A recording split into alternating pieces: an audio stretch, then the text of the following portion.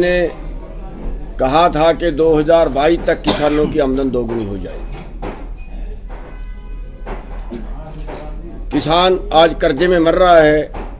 हम कर्जा माफी की बात करते हैं। कर्जा माफी अमीरों का हो जाता है। 2014 से आज तक 15 लाख करोड़ रुपया अमीरों का तो माफ हुआ, अरबपति खरबपतियों का तो माफ हुआ, लेकिन किसान जो घाटे में जा रहा है, जो आज रिपोर्ट हम आपके सामने रखेंगे, तो उसका माफ नहीं हुआ। क्यों कर्जा माफी की बात करते हैं? क्योंकि हमें खेती में घाटा है। और अभी जो ताज़ा रिपोर्ट आई है, हरियाणा खेती जो मैगजीन है उसमें जो छपी है, हरियाणा एग्रीकल्चर यूनिवर्सिटी की रिपोर्ट है, जो उन्होंने सर्वे किया किसान की जो हालात है, आर्थिक हालात है, उसके जो हेडिंग है हरियाणा के कृषक परिवारों का वित्तीय परिदृश्य का मानचित्र, आय और व्यय स्वरूप पर एक नजर, उसमें ये। तो इसमें किसानों की जो आमदन और जो खर्चा वो दिखाया गया है। और इसमें जो किसानों की आमदन और खर्च का अंतर निकालें, जो किसानों की खेती से आमदन दिखाई गई है, औसत आमदन वो दिखाई गई है 3,58,456 रुपए। और जो उस खेती के बाहर से कमा लेता है, कहीं किसी ने एक शहर में जाके मजदूरी कर ली, कहीं किसी को बुढ़ापा पेंशन आ गई, कहीं कुछ और उसकी आमदन किसी सोर्स से होगी, वो सब भी अगर जोड़ दें, वो सब मिला के भी 1,10,000 उसकी बनी और 2,48,000 उसकी खेती से हुई और 1,10,000 उसकी अन्य स्रोतों से हुई। कुल आमदन उसकी जो बनी सभी खेती से, डेयरी से, कोई पेंशन आ गई या कहीं शहर में कोई नौकरी कर ली, जो टोटल उसकी आमदन बनी खेती से अलावा भी 1,10,000 रुपए जोड़ी, खेती की जोड़ी, डेयरी की जोड़ी, ये 3,58,456 रुपए बने। और जो उसके खर्चे हुए, जिसमें शादी का खर्चा नहीं है, जिसमें मकान बनाने का खर्चा नहीं है, जिसमें बड़ी बीमारी का खर्चा नहीं है, 50 लाख की बीमारी है, 50 लाख भी लग जाते हैं, 20-30 लाख लग जाते हैं, वो खर्चे नहीं है। जो नॉर्मल खर्चे हैं उसके, वो इस सब में जोड़े गए। और वो नॉर्मल खर्चे जोड़ के जो खर्च हुआ वो 3,79,832 रुपए, यानी 21,376 रुपए कम हुए उसकी आमदन से। जो खर्चा है वो ज्यादा है, 21,376 रुपए खर्चा आमदन से ज्यादा है। और अगर हम किसी के पास अन्य सोर्स से आमदन ना हो तो फिर 1,10,000 और वो भी है जो अन्य सोर्सों से जोड़े गए। लेकिन हम सारे की एवरेज जो निकाली है हरियाणा की, वो ये निकाली है कि 21,376 रुपए प्रति साल किसान को, एक परिवार को खर्चा ज्यादा आमदन कम, इतना घाटे में तो पर साल जा रहा है। और अगर बीच में कोई बड़ी बीमारी आ गई, 20-30 लाख रुपया खर्च करना पड़ गया, तो वो खर्चे अलग से है, वो उतर ही नहीं पाता, कर्जा सुसाइड करना पड़ता है। या किसी को मकान बनाना पड़ गया, 20 लाख रुपया मकान पे लग गया, वो लगाने की कोई गुंजाइश नहीं है। ये बड़े खर्चे जो है ये इसमें नहीं जोड़े गए। तो ये किसान की जो हालत है आज के टाइम में, इसलिए हम मांग करते हैं कि किसान को कर्जा मुक्त किया जाए और जो उसकी फसल के रेट हैं वो बढ़ाए जाएं, वो स्वामीनाथन आयोग की रिपोर्ट के हिसाब से दिए जाएं। इसलिए हम उसकी मांग करते हैं। तो मोदी जी जो कह रहे हैं कि उन्होंने जो कहा था कि 2022 तक किसानों की आमदन दोगुनी कर दी जाएगी, तो ये हरियाणा एग्रीकल्चर यूनिवर्सिटी की बड़ी सनसनीखेज रिपोर्ट आई है, जिसमें जो खेती के माहिर हैं उन्होंने जो आंकड़ा दिखाया है वो ये आपके सामने ये रख दिया गया है। और इसके अलावा जो घर में शादी का खर्च है, 2 बच्चे हैं, उनकी शादियां करनी है, वो भी खर्चा इसमें नहीं जोड़ा गया है।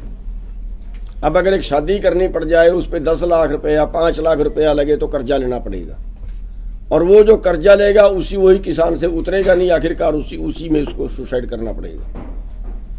तो ये खर्चे इसमें नहीं जोड़े गए। तो ये जो बड़ा कारण है किसान का घाटे में जाने का, और आज जिसके लिए हम लड़ रहे हैं, या आज किसान जो खेती छोड़ के भाग रहे हैं, आज जो किसान की आर्थिक हालत है वो एक मजदूर से भी कहीं नीचे चली गई है। तो ये आंकड़े आपके सामने जो थे वो रखने जरूरी थे। और इसके अलावा जो और चीज हैं जिससे किसान को इसके अलावा भी नुकसान हो रहा है, वो जैसे हम दवाइयां हैं बाजार से खरीद रहे हैं, 60% दवाई हमें नकली मिल रही है।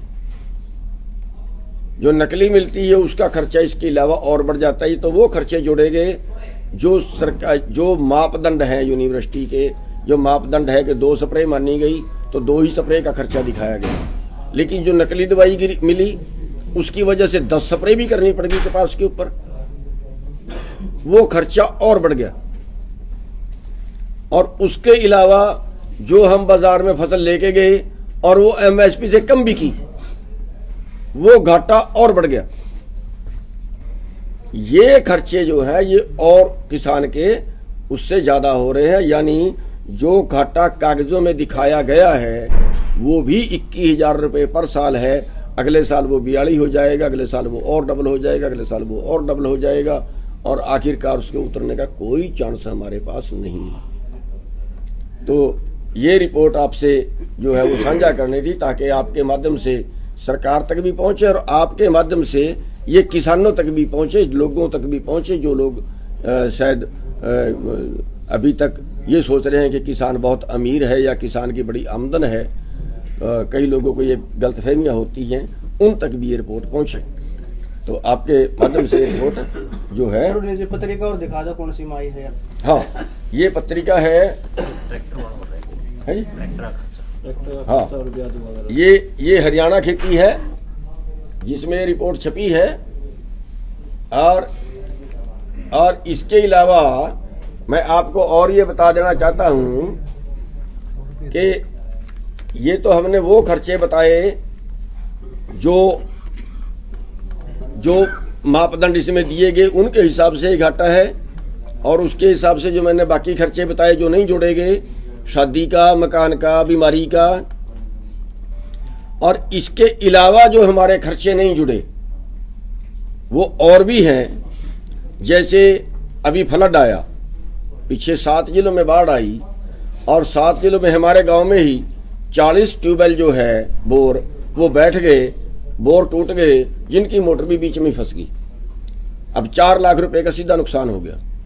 वो 4 लाख रुपए की हमारे पास कहीं भरपाई नहीं है।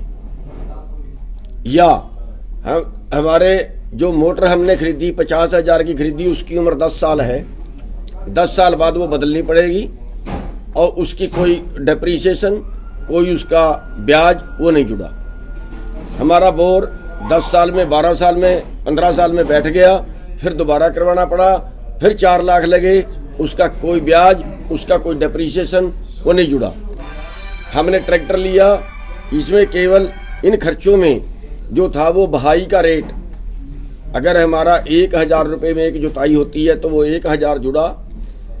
जो ट्रैक्टर हमने रखा, क्योंकि मौके पे किराए पे तो मिलता नहीं, सरकार की व्यवस्था तो है नहीं कि सरकार ने गांव में एक कमेटी बनाई हो, एक सोसाइटी बनाई हो जिसमें खेती के सारे यंत्र हों, और हम जब टेलीफोन करें तो वो हमारा खेत आके जोत जाए, हमारे से किराया ले ले। ऐसा सिस्टम तो है नहीं।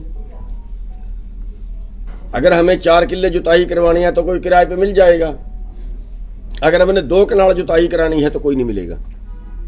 इसलिए किसानों को अपना ट्रैक्टर रखने पड़ते हैं, और जब अपना ट्रैक्टर रखते हैं तो उसका डेप्रीसिएशन, उसका ब्याज वो इस खर्चे में नहीं जुड़ा है। दो खर्चे, जो बड़े खर्चे, ट्यूबवेल का खर्चा और दूसरा जो है वो मशीनरी का खर्चा, ये दो खर्चे और नहीं जुड़े। तो अगर ये सारे खर्चे जुड़ते हैं तो किसान जो है वो महाघाटे में जा रहा है, और यही कारण उसका सुसाइड का है। और इसीलिए हम कहते हैं कि किसान को जो है वो कर्जा उसका माफ हो जाना चाहिए और उसकी फसल के रेट बढ़ने चाहिए। तो ये आंकड़े आपके सामने थे। अब आप कोई भाई, अभी आपने कहा कि इन दिक्कतों की वजह से काफी किसान ऐसे हैं जो सुसाइड करने पर आतुर हो जाते हैं। अभी तक क्या कोई अंदाजा लगाया जा सकता है कि किसान कितने ऐसे हैं जो इन दिक्कतों की वजह से सुसाइड कर चुके हैं? जितने किसान सुसाइड करते हैं वो इन्हीं दिक्कतों की वजह से करते हैं, जो अब सरकार ने आंकड़ा देना बंद कर दिया है। और 2000 से लेके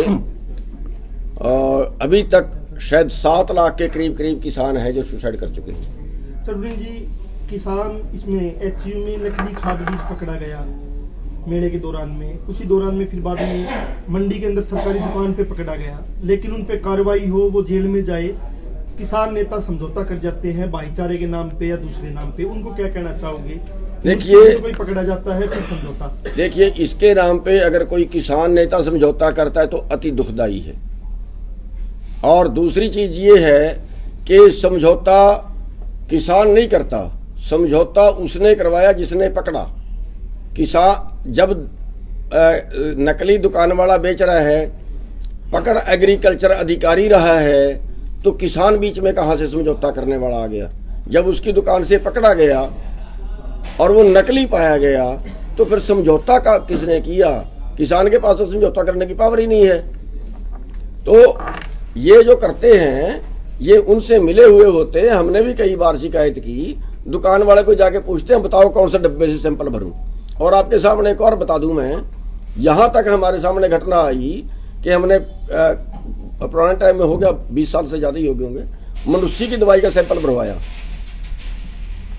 उन्होंने कहा जी हमने कहा कि मनुष्य नहीं, मेरी दवाई नकली है। वो कह रहे जी ऐसे नहीं, हम चेक करेंगे। हमने कहा कि आप खेत देख लीजिए, उसमें आप एक्सपेरिमेंट कीजिए। उन्होंने दवाई डाली खेत में तो दवाई ने काम नहीं किया। फिर वो कह रहे जी हम ऐसे नहीं मानने के, दवाई का सैंपल भरेंगे। हमने कहा जी सैंपल भर लो। 2 डिब्बों से उन्होंने सैंपल भरा और तीसरा हमने आटे का सैंपल भरवा दिया, आटे का, और तीनों सैंपल पास आई लेबोरेटरी से। किसके पास जाएं? ठीक है, पर हाल ही समस्याओं के लिए 2 बड़े फ्रंट लड़ रहे हैं, बॉर्डर पे बैठे हैं। एक आप लोगों ने मेरे ख्याल से हम आज में बात करें, पहले ये निपट रहे, फिर मैं आपकी बात का जवाब दूंगा। इस पे पहले किसी ने सवाल करना है तो वो करे, फिर उस अगली बात पे आपकी सवाल। क्या लगता है इस प्रेस वार्ता का कितना एक अंतर जो है असर जो है पड़ने वाला है?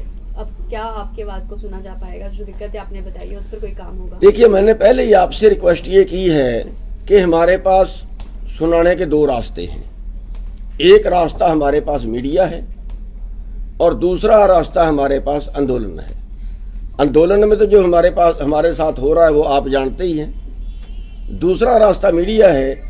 हम इसीलिए मीडिया के सामने आए हैं कि मीडिया हमारी हेल्प करे, जो सच है उसको दुनिया के सामने रखे, जो सच है उसको जनता तक पहुंचाए।